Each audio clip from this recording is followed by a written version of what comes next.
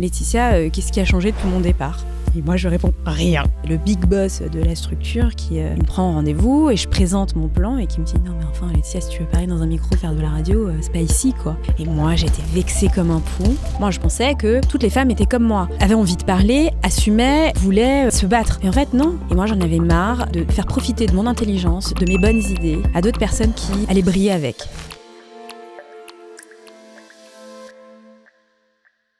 Bonjour Laetitia. Bonjour Laura. Merci beaucoup d'avoir accepté mon invitation dans Choisir sans renoncer.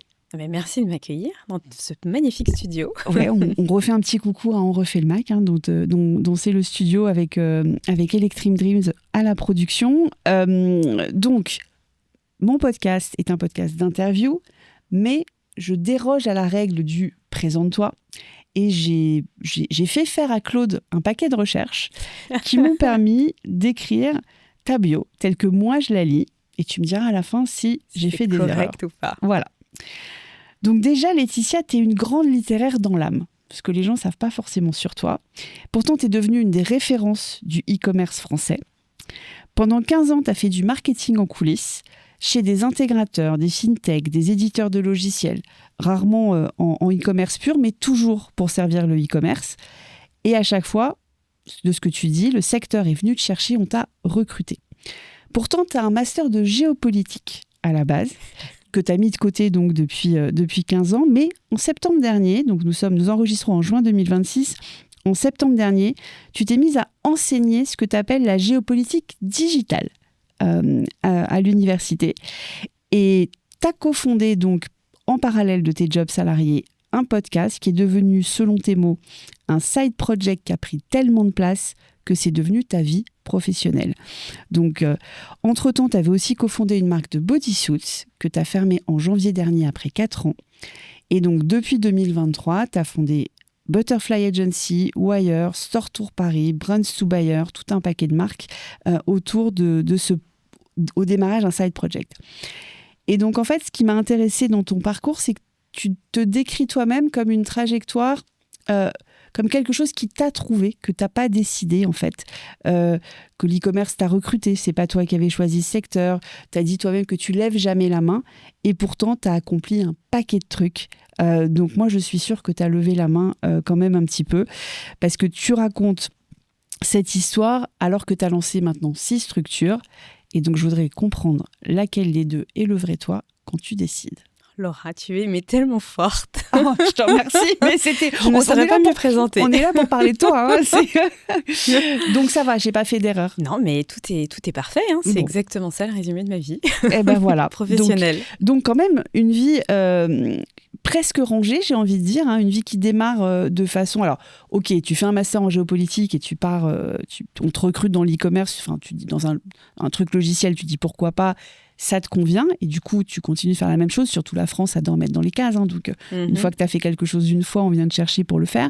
Mais là, alors, le café de l'e-commerce, ça démarre comment ? Comment tu prends la décision ?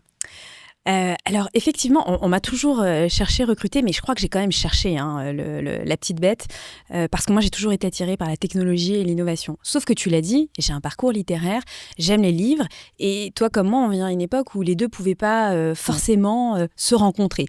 C'était soit tu devenais ingénieur ou médecin, soit tu allais étudier les lettres pour après enseigner les lettres. Moi j'avais pas du tout envie d'enseigner les lettres.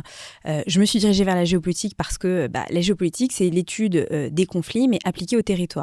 Et j'étais vraiment passionnée par ce qui se passait dans le monde et je le suis encore aujourd'hui et je crois que ça se ressent aussi dans les structures que j'ai créées, dans les marques et l'enseignement que je donne. Et je crois que voilà, comme je te le dis, finalement, ouais, j'aime bien raconter l'histoire qu'on est venu me chercher, mais je l'ai cherchée aussi. Parce que il y avait un truc qui était certain au fond de moi, je voulais faire partie du monde qui bougeait, quoi, de l'innovation, de la tech. Et ce matin encore, j'écoutais une interview autour de l'intelligence artificielle, de la propriété intellectuelle. Je me disais, je suis quand même heureuse de comprendre ce qui se passe et de ne pas subir. Parce que autour de nous, on a bien une tante ou une mamie ou même une maman qui ne comprend pas ce qui se passe. Nous, on est bien content de pouvoir leur expliquer et décortiquer. Et là, je fais le lien avec le café de l'e-commerce. Il y a 7 ans, quand on crée avec mon associé Adrien Nem le café de l'e-commerce, la première chose qui vient et qui nous anime, c'est on va expliquer. Et on n'allait pas au-delà. On se disait, on va un peu, pas démocratiser, mais expliquer en des termes très simples ce que c'est que l'e-commerce. Après tout, c'est ce qu'on faisait à longueur de journée. Ouais. Et on se rendait compte autour de nous, la mamie, elle comprenait pas. Et puis parfois même, les décideurs à qui on s'adressait, ils comprenaient pas certains concepts. Et donc, c'est comme ça qu'est né le podcast. Alors, il est surtout aussi né parce que mon associé revenait il avait fait une très grande coupure dans l'e-commerce. J'étais toujours dans l'e-commerce et il me demande très simplement et très naïvement, Laetitia, qu'est-ce qui a changé depuis mon départ ? Et moi, je réponds, rien. Et donc là, vous vous dites, il faut que ça change ? Ouais, on se dit, il faut que ça change, et pour que les gens aient cette acculturation de ce qu'on appelait le commerce en ligne ou la vente à distance à l'époque, il faut qu'on explique aux décideurs que faut s'exprimer différemment. Il y avait aussi, et tu as connu aussi cette période, Laura, pour parler d'e-commerce et technologie, on avait 3 revues et débrouille-toi à l'époque. Et on se rendait bien compte aussi qu'à l'autre bout du monde, et quand je dis à l'autre bout du monde, c'est à la fois en Asie, mais aussi beaucoup aux États-Unis, il y avait ce phénomène du podcast qui émergeait. Et on écoutait déjà des podcasts américains et anglophones qui parlaient de commerce, d'e-commerce. Et on s'est dit tout simplement, pourquoi est-ce qu'on ne ferait pas la même chose ? Et la petite anecdote, c'est que tu l'as cité, moi je suis passée par la case FinTech, je faisais du marketing, et tu sais ce que c'est, tous les ans on propose son plan marketing, et puis on va chercher du budget. Et un jour, je mets la petite ligne podcast. Et là, c'était même pas la personne au-dessus de moi, c'est le big boss de la structure qui me prend en rendez-vous, et je présente mon plan, et qui me dit, non mais enfin Laetitia, si tu veux parler dans un micro, faire de la radio, c'est pas ici, quoi. Et moi, j'étais vexée comme un pou, mais je garde quand même cette idée en me disant, ok, il a raison, je vais faire mon truc. Bon, je l'ai pas fait tout de suite, j'ai attendu, mais j'étais vexée. Et c'est aussi la raison pour laquelle on s'est dit, avec mon associé, il faut qu'il y ait quelque chose qui change. Ça passe par la voix, c'est bien. Moi, je suis une grande littéraire, j'aurais pu écrire pendant des années, personne ne m'aurait lu, et je me suis dit, allez, on va faire le podcast, et au moins, peut-être qu'on nous écoutera et ça passera mieux.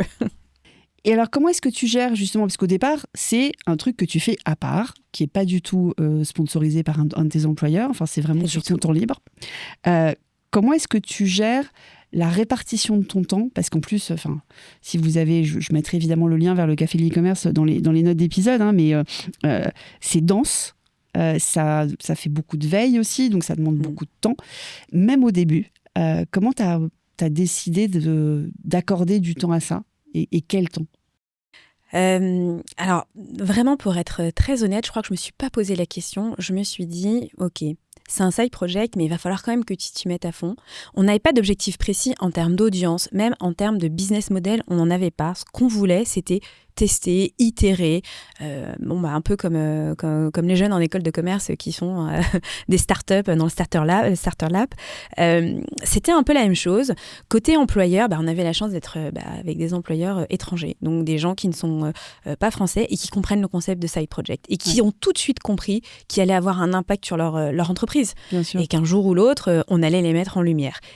Et donc, pour Adrien qui était dans une entreprise américaine, make sense tout de suite. Et pour moi qui était dans une entreprise allemande, c'était un non-sujet. Enfin, oui, vas-y, il n'y a pas de problème. Et puis à un moment donné, on viendra et ça se passera bien. Et puis si t'es à des événements et tu peux parler de nous, c'est génial. Enfin, vraiment, ça s'est hyper bien passé. La répartition du travail, on savait que ça allait être soir et week-end. À l'époque, je n'avais qu'un enfant. J'avais que ma grande, mais j'étais en projet de bébé numéro 2. Et là, je vais dévoiler un peu ma vie. Moi, je n'arrive pas à avoir d'enfant naturellement. Donc, je savais aussi que j'avais ce parcours de PMA, qu'elle allait se superposer. Mais c'est ça qui m'a fait tenir. C'est d'avoir un side project. Et vraiment, et je le dis pas parce que il faut que je raconte des belles phrases et des belles histoires, je n'aurais pas pu... D'ailleurs, je n'ai pas tenu le parcours en PMA. J'ai tout abandonné en cours de route. Et j'ai eu ma deuxième fille naturellement. Mais si j'avais pas eu autre chose qui me faisait tenir et penser à autre chose que les piqûres, les rendez-vous, ça aurait été difficile. Et je pense que c'est toujours comme ça que j'ai fonctionné pour pouvoir tenir dans les coups durs, c'est être en activité ailleurs et principalement dans le travail. Donc oui, beaucoup de travail et surtout quand on lance un projet d'une telle ampleur, et c'est pas toi qui vas me contredire, c'est la méthodologie. On peut pas se lancer avec juste une feuille blanche et dire allez, je fais un épisode et je verrai bien. Non, on voit tout de suite qui sont les premiers invités, c'est ton cercle premier, tu vas passer des heures à t'entraîner, à revoir ta punchline, ta tagline, ton intro, le nom non, finalement, on ne s'est pas posé trop de questions sur le café de l'e-commerce, mais sur tout le reste, on a passé beaucoup de temps et on a eu cette chance, c'est d'avoir des gens très accessibles dans le monde entier qui nous ont accordé du temps gratuitement pour nous expliquer ce que c'était qu'un podcast, le matériel qu'il fallait, le temps aussi qu'il fallait y consacrer, et ce qui fonctionnait à l'époque, parce que c'était il y a 7 ans et aujourd'hui, ce qui fonctionnait il y a 7 ans ne fonctionne plus. Non, ça ne fonctionne plus. Mais tu n'es pas la première décideuse à venir dans ce podcast parler de « Ok, il y a la décision, mais dans l'exécution, il faut beaucoup de travail, en fait. » Oui. Ah non, mais c'est un travail de bourrin. C'est un travail de bourrin et puis il faut pas se lancer là-dedans si on compte ses heures. Il faut pas se lancer là-dedans si on dit je peux pas, j'ai rendez-vous chez le coiffeur. Ça n'existe pas en fait. Toutes les contraintes qu'on peut avoir en étant salarié, enfin pas les contraintes, mais les barrières qu'on peut se mettre en étant salarié en se disant mais non en fait là les 18h je rentre chez moi et c'est fini. Ça n'existe pas quand on décide de... Parce que c'est déjà se lancer dans l'entrepreneuriat avec ce side project-là, ça n'existe pas. Donc on met beaucoup de choses de côté, mais je dois dire que j'y ai pris plaisir, mais j'ai ressenti très peu de souffrance. J'ai ressenti de la souffrance pendant la grossesse, oui. Mais avant, non. Et donc là, en même temps, tu te lances aussi dans une formation à l'entrepreneuriat. Donc tu l'apprends sur le tas avec ton side project. Mais tu fais quand même cette formation à l'entrepreneuriat et si j'ai bien compté, tu restes quand même 3 ans salarié après cette formation. Qu'est-ce que tu préparais à ce moment-là ? Est-ce que je préparais ma sortie ? Je pense que oui. Je pense que j'ai toujours su au fond de moi que je ne serais jamais salariée ad vitam aeternam et j'ai toujours compris très facilement que c'était compliqué pour moi d'avoir un chef ou une hiérarchie en tout cas. Et peut-être que je ne devrais pas dire ça parce que ça se trouve demain je vais redevenir salariée. Mais en tout cas j'ai toujours eu ce sentiment de... c'est pas que je supportais pas la hiérarchie ou les ordres, j'avais le sentiment d'étouffer. Parce que quand on occupe des positions marketing, tu le disais, on est en coulisses, on est derrière. Et moi, j'en avais marre de, pas forcément d'être derrière, mais en tout cas de faire profiter de mon intelligence, de mes bonnes idées, à d'autres personnes qui allaient briller avec. Mais c'est le jeu, je peux, enfin c'est comme ça. Hein. Sauf que moi, ça m'énervait en fait. Je me disais, mais c'est pas fait pour moi. Moi, j'ai envie de briller pour l'idée que je t'ai donnée. J'ai envie que ce concept, ce nom d'événement que je t'ai donné, ce soit copyright Laetitia Lamarie. Oui, mais enfin, ça se passe pas comme ça en fait. Donc, j'ai toujours su que, à un moment donné, il fallait que je prépare ma sortie. Pour autant, quand on a lancé le podcast, mais vraiment, on était à 10 000 lieues de s'imaginer que le podcast allait prendre une telle ampleur et que par palier, on allait pouvoir peut-être un jour en vivre. Vraiment, on n'avait vraiment pas de business model. Le business model, il s'est imposé à nous quand il y a eu le Covid et qu'on nous a commencé à nous dire c'est combien pour venir chez vous. Et on n'y avait jamais pensé. Et donc, vous décidez d'en faire une vraie boîte. Et donc, il y a un business model et c'est votre business avec Adrien. Comment est-ce qu'on prend cette décision de faire all-in, en fait, sur le podcast ? Alors, le podcast, c'est tout ce qui va aller avec, parce que vous avez dû trouver des business models pour accompagner ça. C'est ça. Alors, je dois dire que je dois beaucoup à Adrien, qui, lui, le premier, a quitté son job à très haute fonction dans une très grosse boîte américaine et qui, dès le départ, pressentait les signaux très positifs. Moi, j'étais beaucoup plus sur la réserve en me disant non, en fait, tout ça va s'arrêter et tout ça s'arrêtera certainement un jour. Et cet effet, il n'y aura pas de business model qui va déboucher là-dessus. Et lui, il sentait que parce qu'on avait construit le podcast, donc un média, il y avait une audience et que cette audience, elle avait envie de se rencontrer, elle avait envie d'échanger, que ça tournait principalement autour de nous. Donc, il y avait un truc à faire autour de l'événementiel. Et puis, par ailleurs, il y avait quand même des gens parmi l'audience qui nous sollicitaient pour du conseil. Moi, je me refusais tout le temps à donner des conseils ou même à facturer. C'était juste impossible. J'étais salariée et puis surtout, c'était des concurrents.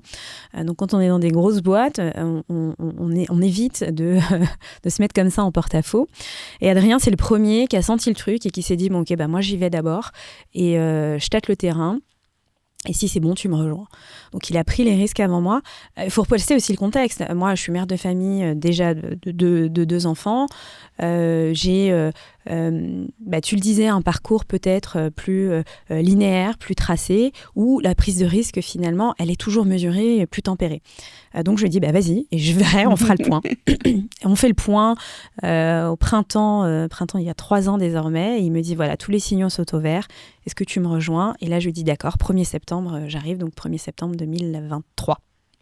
Et j'arrive le 1er septembre 2023. On ne sait pas ce qu'on va faire, mais on sait qu'on va devoir encore travailler. Et toute la méthodologie qu'on a apportée au podcast, finalement, on va la dupliquer et l'améliorer pour faire l'agence Butterfly Agency. Donc, tu as fait le quiz du décideur. Dans le quiz du décideur, alors déjà, tu l'as fait la seconde où je te l'ai envoyé, alors qu'on enregistrait plusieurs semaines après. Oui, d'habitude, j'ai besoin de relancer. Donc avec un décalage horaire. merci beaucoup. Donc, ce quiz, tu peux finir conservateur, analyste, challenger ou radical. Toi, tu sors analyste. Tu n'es pas conservatrice, tu sors analyste. Et une des réponses très analystes que tu as faites, c'est à la question 1. Sur les décisions importantes, tu as répondu « J'attends d'avoir toutes les informations possibles ». Donc, c'est un peu ce qui s'est joué, en fait, avec le départ. Et donc, est-ce qu'il y en a quand même où tu fonces ? Je pense à des choses sur lesquelles tu as une conviction, c'est-à-dire qu'il y a un side project dans le side project. C'est tout ce que tu fais autour des femmes, de l'e-commerce. Et là, est-ce que c'est une décision que tu t'es posée longtemps ? Non, absolument pas. Tu vois ? T'es vraiment très forte, Laura. Je le savais, ça. Il y a des choses où, voilà, alors je vais poser et le doute s'installe souvent. Moi, j'aime pas prendre des décisions sans être 100%. J'ai pas envie de dire certaines, mais en tout cas d'avoir tous les bons signaux au vert et d'avoir tous les éléments qui vont dire, ok, c'est la bonne direction. Pour autant, le Café des femmes. La première barrière peut-être que je me suis mise, c'est de me dire mais comment est-ce que tu vas te dissocier du café de l'e-commerce qui est une marque très très forte et du duo. Comment est-ce que tu vas y arriver seule ? Ça, c'est la première chose. J'avais aucun doute sur le fait que j'allais pouvoir interviewer des femmes, fédérer autour des femmes, et pas autour de ma petite personne, mais en tout cas, je sentais qu'il y avait quelque chose qui se passait. Pourquoi ? Déjà parce que moi, ça fait une quinzaine d'années que je suis dans la tech et comme toi, Laura, je pense qu'on a vu des choses invraisemblables. Et je me disais, mais en fait, ça peut plus durer. Je vais pas changer les choses avec un podcast ou juste en ouvrant ma bouche. Mais il faut quand même que j'essaie d'éveiller les consciences. La seule chose que je sais faire pour le moment, c'est parler et le faire à travers un média. Bon, voilà, t'appliques la même méthode, tu dupliques, puis tu vas aller chercher des femmes qui ont envie de parler. Parce qu'il y a ça aussi. Moi, je pensais que toutes les femmes étaient comme moi, avaient envie de parler, assumaient et voulaient se battre. Et en fait, non. Et c'est ok, alors je le dis maintenant de manière rétrospective et avec beaucoup de travail, mais pour moi, on était toutes là à brûler nos soutiens-gorge et on allait changer le monde, en tout cas de l'e-commerce. Et en fait, non. Donc je me suis dit, tu vas calmer tes ardeurs et puis ça prendra le temps qu'il faudra. J'ai fait aussi Wire pour Women in Retail and E-commerce parce que je me disais, il y a les femmes de la tech que je connais bien, et les femmes qui sont chez les marques, comment ça se passe, voilà. Et étonnamment, dans mon podcast, quand j'amène la question de c'est quoi d'être une femme dans la tech ou dans le retail, c'est pas les réponses auxquelles je m'attendrais. Il y en a très peu qui me disent mais c'est l'enfer, c'est dur, et j'ai dû me battre.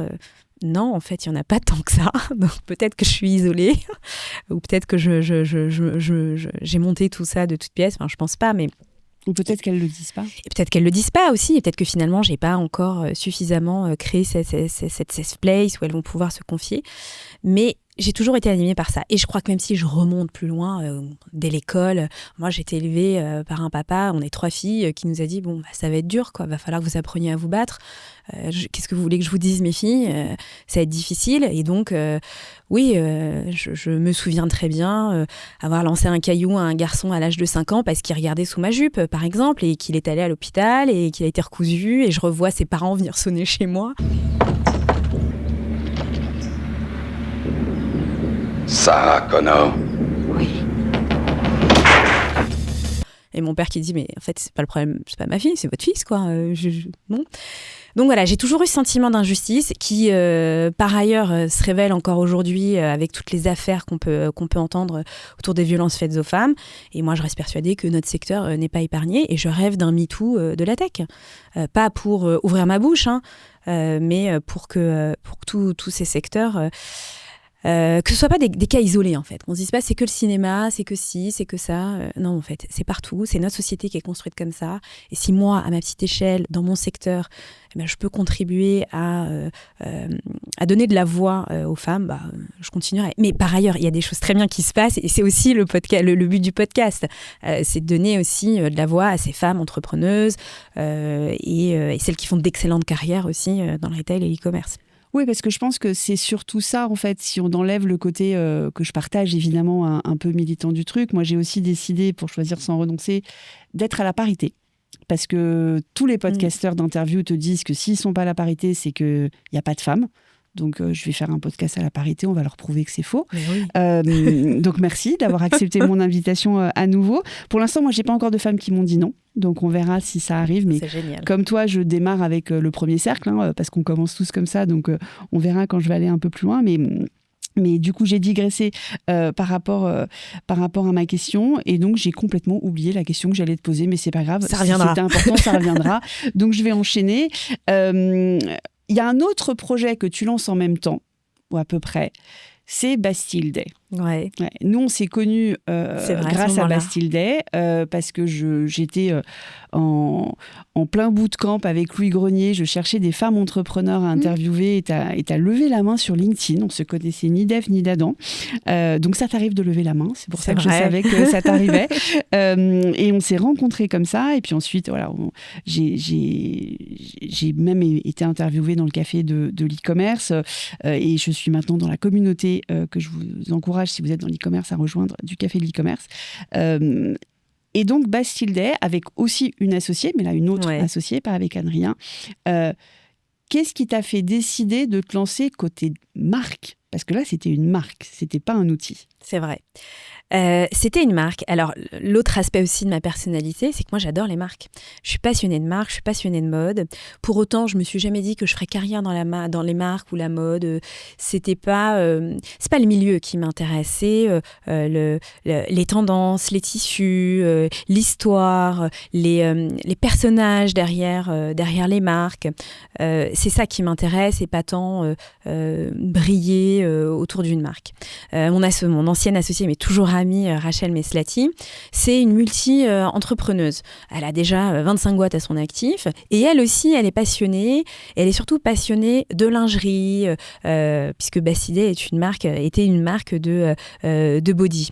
Et là encore, je vais un peu me livrer. Moi, j'ai toujours porté des bodys parce que j'ai fait longtemps de la danse. Et quand on fait de la danse, c'est notre seul et unique apparat. Et puis, je suis toujours en période de PMA. Part en voyage en Pologne avec des copines et on se dit tiens, si t'étais pas salarié, qu'est-ce que tu ferais? Et là moi je dis, je pense que je lancerais une marque. Et là Rachel me dit, vas-y, qu'est-ce qui t'en empêche? Et vraiment, sans vraiment trop réfléchir, combien ça coûte et t'as pas autre chose à faire là, t'es avec tes picouzes, machin. Bon vas-y, on teste. Et donc on a testé. Et je découvre un monde que je ne connais absolument pas, qui est le monde des usines, le monde de la fabrication, le monde des matières premières, le monde des designers qu'il faut aller chercher, sourcer.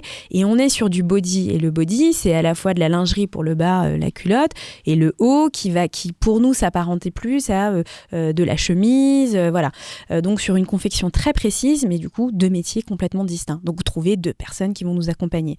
Surtout on a cette idée-là en 2019, en 2020 le monde s'arrête, les usines s'arrêtent. Moi je commence à être un peu grosse parce que enceinte et pour autant on continue et c'est ça aussi qui m'a fait tenir. Il y avait le podcast et il y avait aussi ça. Et il y avait un truc qui m'animait aussi, c'était de me dire, attends Laetitia, tu peux pas parler d'e-commerce sans toi-même avoir été e-commerçante au moins une fois dans ta vie. Tu peux pas prétendre connaître Shopify si t'as jamais mis les mains dans le cambouis. Et c'était mon rôle dans l'entreprise. Rachel s'occupait beaucoup plus de la confection et des relations avec les partenaires, les prestataires. Et moi, j'étais vraiment dans la technique. J'ai adoré. En revanche, le timing était peut-être un peu mauvais. Et 2, c'était encore un side project. Et c'était peut-être pas le projet où je voyais le plus de joie pour moi. Parce que tu es toujours derrière quelque chose. Et finalement, moi, comme je commençais à être devant avec le podcast, qu'est-ce que tu as envie de faire? Est-ce que tu as envie de continuer d'être devant, d'être derrière? Puis c'est quand même pas les mêmes métiers. Lancer une marque, c'est quand même beaucoup plus de souffrance que de lancer un podcast. Donc Bastille Day, tu dis tu fais plutôt la partie e-commerce justement, donc la partie outils. Tu fais aussi un peu de marketing pour faire connaître la marque. Ouais, on fait du marketing, on met du budget, on dépense beaucoup d'argent. Donc voilà, donc tu prends des décisions budgétaires. C'était à ça que je voulais arriver. Comment tu prenais ces décisions? Comment ça se répartissait aussi avec ton associé? Alors finalement, la financière de l'entreprise, c'était Rachel, puisque c'est ce qu'elle fait toujours dans ses entreprises. Mais moi, j'avais l'aspect, ok, tu veux qu'on lance des ads, tu veux qu'on fasse un shooting. On était à l'époque encore des shootings, on n'avait pas l'IA et toutes ces choses-là. Ça coûtait extrêmement cher de booker une mannequin, toutes ces choses-là. Je pense qu'aujourd'hui, ce serait beaucoup plus facile et je m'éclaterais peut-être davantage grâce à l'intelligence artificielle. En tout cas, comment ça se répartit, c'est que moi, je sais. Je lui dis, voilà, ça coûte tant de créer un site, ça coûte tant une maintenance, voilà. À l'époque, on avait réussi à lever des fonds qu'on avait refusés auprès de... il faut que je retrouve le nom, mais tu sais, dans toutes les... c'est pas les communes, mais tous les départements, tu as des fonds qui sont alloués à l'entrepreneuriat. Et on est encore en 2020 où il y a encore de l'argent. Il y a encore de l'argent. Et on te dit, vas-y. Et encore plus quand c'est des projets qui sont portés par des femmes. Mais on refuse. Alors, je crois que c'est aux alentours de 80 000 €. On refuse parce que on n'a pas envie d'avoir des gens derrière nous. Ouais. Ça, c'est le premier truc. Tu vois, c'est encore ce rapport à la hiérarchie. On se dit, mais en fait, moi, j'ai pas envie de justifier pourquoi j'ai dépensé tant pour ça. Et puis, tu vois, au fur et à mesure qu'on passait les entretiens pour obtenir ces fonds, moi, je me rendais bien compte que quand je parlais d'outils et d'e-commerce, les gens captaient rien. Ils connaissaient pas. On me demandait juste mon business plan, le BFR, machin, nanana, et moi je venais avec mon panier moyen, ils comprenaient rien. Ce qui les intéressait en revanche, c'est quand est-ce que vous allez ouvrir une boutique. Ça va.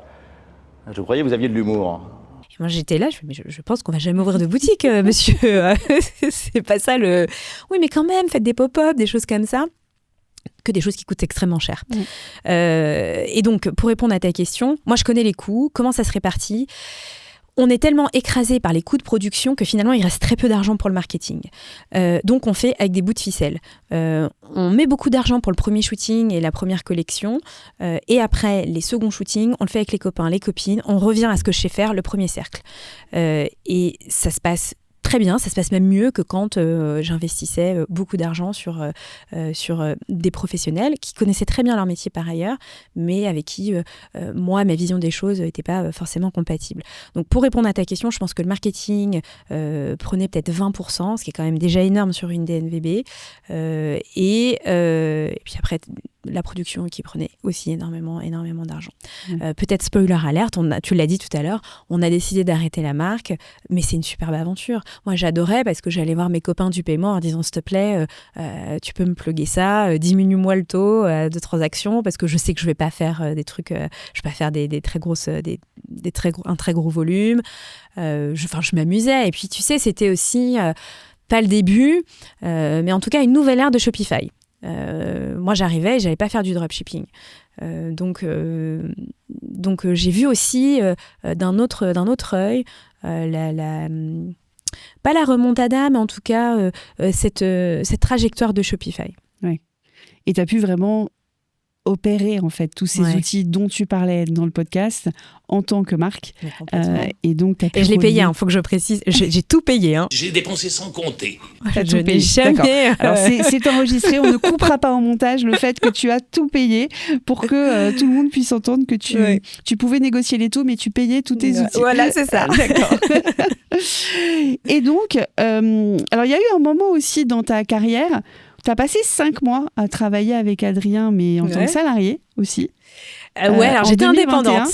Ah, tu étais indépendante et tu as travaillé donc avec Adrien à ce moment-là, mais enfin en tout cas dans la même entreprise rémunérée. Et à côté, vous aviez donc le podcast qui était bénévole à l'époque, il ne gagnait pas d'argent ce podcast. Donc c'est lui qui t'a fait venir alors. C'est ça, mais en fait il se passe un truc incroyable. Il y a le Covid, je travaille pour une entreprise allemande, je suis enceinte, je reviens de mon congé maternité et je découvre que la structure française va être fermée et que je suis la dernière salariée encore. T'es dans une boîte allemande, tu reviens de congé maternité, autant te dire que tu es la reine, on s'occupe bien de toi, on te demande ce que tu as envie de faire, c'est quoi ton projet ? Tu veux revenir travailler ou pas ? Non, parce que les Allemandes, elles souvent, elles prolongent et très longtemps leur congé maternité. Moi, je comprends pas trop, je dis, mais bien sûr que je vais revenir. D'accord, mais alors tu sais, si tu vas revenir, 2 semaines après, ton boss va partir, la structure en France va fermer, on te propose quand même quelque chose, mais bien sûr que c'est parce qu'il faut respecter la loi qu'on va me proposer quelque chose. ça ne m'intéresse absolument pas. On sait que je vais refuser et on sait que je vais négocier et on sait que je vais finalement très bien partir de cette entreprise avec une soupape de sécurité et avec un licenciement qui va me permettre justement après de pouvoir mieux réfléchir à l'après avec Adrien et de pouvoir être indépendante sur des missions. Adrien travaille dans une entreprise de post-achat, donc on est toujours dans l'univers de l'e-commerce. Ouais. L'avantage que ça a, c'est que du coup, on se voit plus souvent, on peut avancer vraiment beaucoup plus vite, puis surtout, on peut aller ensemble aux salons sur lesquels, les salons e-commerce internationaux, sur lesquels on a l'habitude d'aller séparément, de couvrir séparément, qui fait aussi partie de notre business aujourd'hui. Et là, on se dit, c'est génial, pour une fois, on va pas devoir négocier, toi, tu vas pouvoir... d'habitude, lui partait avant moi je rejoignais, et puis finalement, on était sur juste quelques heures d'interview en commun. Et là, on réussit vraiment à travailler ce modèle de couvrir un événement. Oui, parce qu'en plus, ça vous permet effectivement, comme vous collaboriez côté entreprise, de vraiment aligner en fait vos emplois du temps pour de telle heure à telle heure, on est sur l'entreprise, de telle heure à telle heure, on est sur le podcast ensemble en fait. Puis ça, c'est la magie aussi de travailler pour des entreprises étrangères avec un gros décalage horaire. Ouais. Oui, c'est que du coup, ça te permet de gérer les horaires. Ouais. Et ça vous a permis de tester l'association plus avant aussi ? Alors, ça ne nous a pas permis de tester, mais ça nous a mis à l'épreuve. Parce que finalement, quand on se voit, on se voyait déjà beaucoup, mais quand on se voit plus souvent et que tout est un peu mélangé, tu découvres certains aspects de l'autre que tu n'as peut-être pas envie de découvrir. Adrien, avec moi, dans notre association telle qu'elle est aujourd'hui, il n'y a pas de rapport de force. On est sur le même pied d'égalité et même avec notre équipe. Quand je suis Laetitia Lamary et que je rejoins l'équipe d'Adrien Nahem chez Narvar, c'est pas du tout la même chose. Non, lui, il bosse. Moi, il faut que j'apprenne à me taire. Ouais. Mais en fait, c'est pas possible. Mon cerveau ne comprend pas ça. Mon cerveau me dit, et il pourra en témoigner. Combien de fois je dis, mais en fait, tu me parles pas comme ça. Et lui me dit, mais Laetitia, en fait, t'as pas compris. Là, tu dois m'écouter. Et là, je lui dis, mais jamais de la vie, c'est juste pas possible. Donc, ça ne dure que 5 mois. Ouais. Donc, c'est une des raisons. C'était ma question. Donc, c'est pour ça que ça dure que 5 ça ne dure mois. que 5. Il fallait, mais un peu comme dans un couple. Ouais. Qu'est-ce qu'on préserve en fait ? Ouais, Est-ce qu'on croit vraiment au side project ? On sent qu'il y a un truc ? Ou alors, moi, j'ai préservé ma mission et non, en fait, le choix est très vite fait. On va préserver ce qui fonctionne déjà très bien. Ouais, d'accord. Donc tu as dit que tu as rejoint en septembre 2023 parce qu'il a été le poisson pilote et il a vérifié que ça pouvait tenir, en fait, votre business model. Mais vous avez ensuite pris tout un paquet de décisions de business model parce que vous multipliez, en fait, les modèles et les offres, plus que les modèles. Donc, il y a Butterfly Agency, l'agence, mais en fait, cette agence, elle ne fait pas que du conseil. Et donc, comment est-ce que vous décidez de diversifier à ce point les offres ? Vous décidez ensemble ? C'est l'un qui a une idée ? C'est une demande entrante ? Comment ça se passe ? Ouais. Alors Laura, quand on a commencé le podcast il y a 7 ans, nous, on a un document qui s'appelle La boîte à idées, où on a lancé vraiment tout ce qu'on voulait faire. Et ça allait de choses très simples. Moi, par exemple, j'avais pour ambition de travailler avec e-commerce mag, parce que j'ai grandi avec ce magazine et que pour moi, il fallait qu'un jour, soit je sois interviewée, soit qu'on fasse mention de ce qu'on fait. En tout cas, je voulais une association avec cette parution. Je l'ai fait. On l'a fait. Et puis, il y a des choses beaucoup plus folles. Mais il y avait, par exemple, avoir un vrai café de l'e-commerce. Je ne savais pas comment ça allait se matérialiser, mais on a réussi à le faire, notamment lors d'un événement NRF Paris. Tout ça pour te dire que finalement, il y a très peu de choses qui nous sont arrivées par hasard, parce qu'à un moment donné, il y a 7 ans, il y a 6 ans, il y a 5 ans, on l'a consigné quelque part. Pour autant, on ne s'est jamais dit, tiens, on va travailler, on va tout mettre en œuvre pour que ça arrive.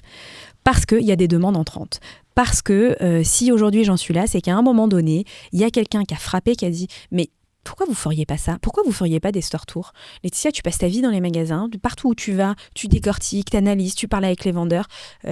Pourquoi tu ne nous proposerais pas ça ? Parce que nous, là, retailer, on a envie de comprendre ce qui se passe sur un système de caisse, par exemple. » Ah oui, bon, pourquoi pas. Et là, je recoupe et je me dis, mais c'est vrai en fait, moi j'aime les marques, j'aime la mode, j'aime le maquillage, j'aime ci, j'aime ça, j'aime les magasins. Bon, viens Adrien, qu'est-ce qu'on fait avec ça ? Lui arrive en disant, écoute, on va créer des store tours. Donc c'est plus, la base est là, quelqu'un va venir, va un peu secouer le cocotier, et avec Adrien, on va tout consolider. Donc oui, il y a j'ai pas envie de dire une multitude, mais en tout cas, il y a quand même plein de choses qui sont, j'ai pas envie de dire superposées, mais qui sont dans notre catalogue. Et d'ailleurs, on a un catalogue. On pense toujours e-commerce, on a un catalogue produit. Mais tout ça, finalement, n'est jamais le fruit du hasard, quoi. Mais en fait, si jamais je résume ce que tu viens de nous expliquer, donc tu as un côté un peu visualisation, où est-ce qu'on veut être, un peu vraiment vision, voilà. Et puis, t'écoutes le marché, en fait. Ah oui, on passe notre vie à écouter Et alors, vous êtes en plus dans un secteur, enfin, vous êtes très, très, très impliqué dans votre secteur, hein, dont vous êtes à la fois un des médias principaux, la plus grande communauté, en plus, je pense, hein, en France, vu le nombre de personnes qu'on est sur le WhatsApp. En tout cas, moi, je le dis, toi, tu peux peut-être pas le dire, mais moi, je vois pas d'autres endroits. C'est assez important, c'est vrai. Voilà, où on peut discuter comme ça, de façon très informelle, avec autant de monde dans l'e-commerce. Et donc, vous avez toujours le doigt sur le pouls, en fait, du marché. Vous avez aussi construit un réseau. Tu peux me parler un petit peu de l'importance du réseau, parce que je sais que toi et moi, on partage ça. Le réseau, alors pendant très longtemps, dans le milieu de l'e-commerce, il y a pas que de l'e-commerce, mais en général, c'est honteux de parler de réseau. C'est honteux de dire j'ai passé un appel à un ami pour qu'il me pistonne, quoi. Nous, on va pas dire pistonner, mais qu'il me mette en avant et qu'il m'aide. Nous, on s'est rendu compte qu'il y avait un tabou autour de ça, alors qu'on le faisait très naturellement.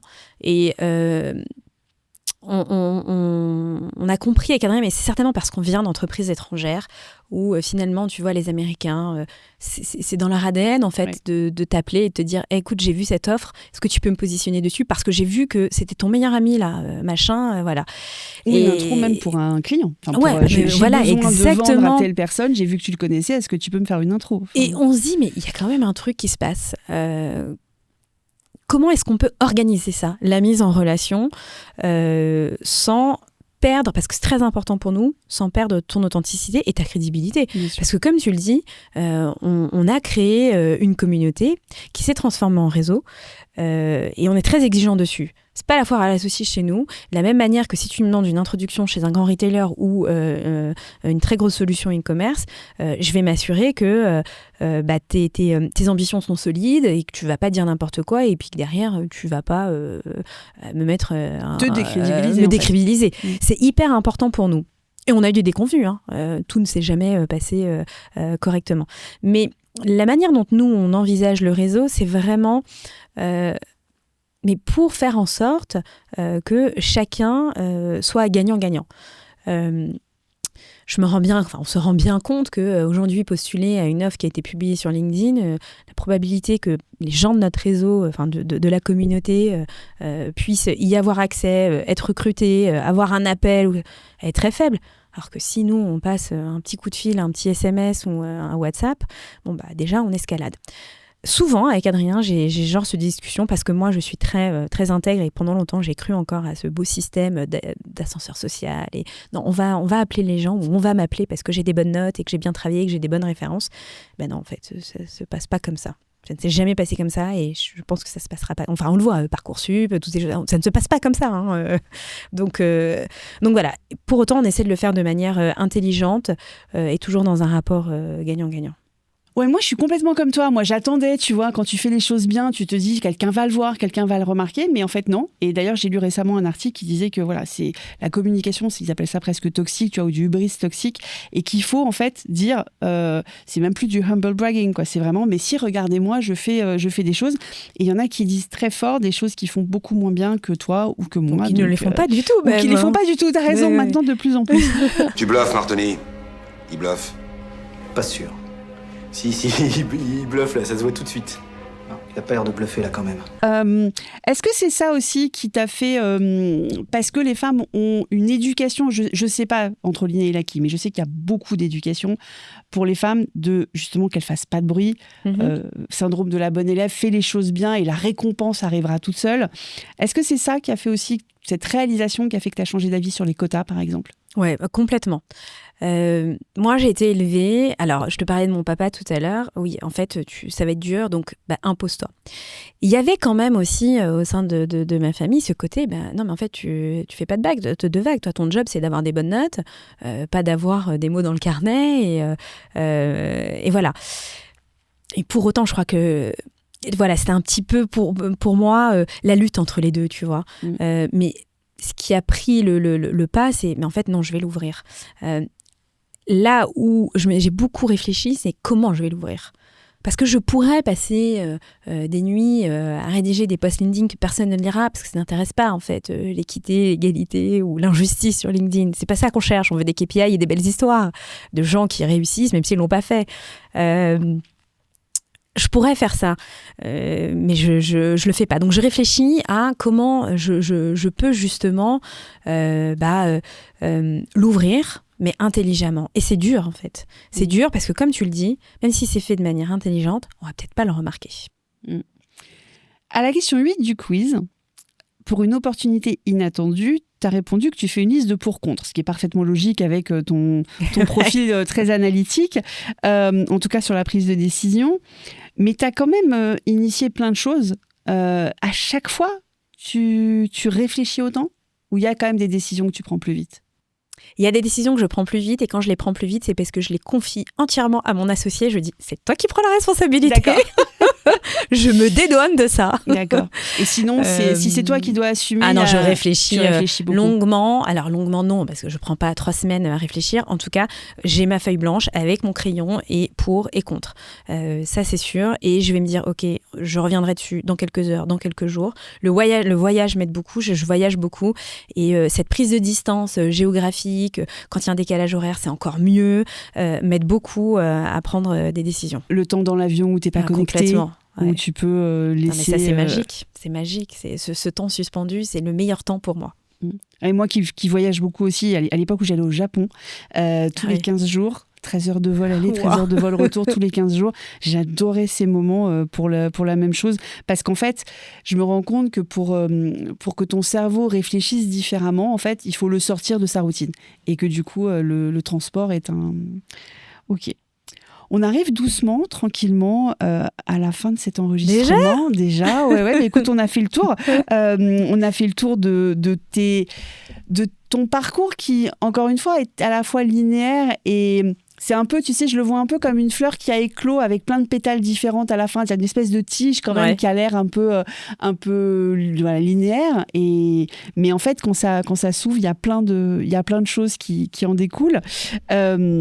Mais autour de ta prise de décision, il y a une question qui me reste, qui est ma question rituelle de fin, qui est la question sur la dette décisionnelle. Donc aujourd'hui, 17 ans, je n'arrive pas à dormir la nuit, c'est horrible, j'ai trop de décisions à prendre que j'arrive pas à prendre. Et 1 étant, je n'ai plus aucune décision importante à prendre, tout va bien. À combien tu te mets sur la dette décisionnelle? Entre 1 et 10 ? Entre 1 et 10. 1 étant, j'arrive pas à dormir, et 10, non, 1 étant, je dors très bien. Plus c'est petit, moins tu as de décisions à prendre. Mais alors déjà, moi, je te répondrais que j'aime bien prendre des décisions. Parce que prendre des décisions, c'est s'affirmer quand même. Tu vois, c'est exister. C'est encore une fois parler et j'ai pas envie de dire imposer, mais en tout cas, oui, allez, on va dire imposer sa voix. Donc, c'est pas un exercice qui me fatigue ou qui va me prendre de l'énergie, mais finalement, ça fait partie de mon quotidien et de qui je suis. Donc, tu le repousses pas, en fait? Pas du tout. Je ne repousse pas la prise de décision. C'est pour ça aussi que je prends ce temps de la décision. Mais je vais quand même répondre à ta question. Donc, 1 étant, alors attends, j'ai un vrai problème. 1 étant, je dors pas du tout. Hein, non, c'est l'inverse. Mais justement, je fais exprès, en fait. Il y a beaucoup de gens qui m'ont dit, mais pourquoi c'est pas 10 quand on dort très bien, et 1 étant, je dors pas du tout. Et en fait, c'est fait exprès, ça, parce que ça t'oblige à réfléchir différemment. Ouais, on inverse. Tu vois, on inverse. Donc, non, en fait, mais je dirais 10, c'est très bien. Et ben non, 10, c'est horrible. 10, c'est horrible. Moi, je crois que je suis peut-être allée à 3. Ouais. Donc, ça veut dire que tu sais que tu as quelques décisions, mais il n'y a rien de... Non, il n'y a rien d'horrible. Et même si c'est, par exemple, arrêter, c'est pas grave. C'est pas... Non, puis en plus, on n'arrête jamais du jour au lendemain. Ça germe en toi, voilà, pour reprendre l'image de la fleur. Ça germe en toi, t'as une mauvaise herbe, voilà. C'est pas tant ça, moi, qui peut m'empêcher de dormir. C'est pas vraiment la prise de décision. Non. Voilà, ça va, je dors bien. Ça va, tu dors bien. Merci beaucoup Laetitia. Merci Laura. Merci de nous avoir regardés ou écoutés. N'oubliez pas de vous abonner. Évidemment, laissez des commentaires sur YouTube, Apple ou Spotify. Et les étoiles, les étoiles, les étoiles. À la semaine prochaine.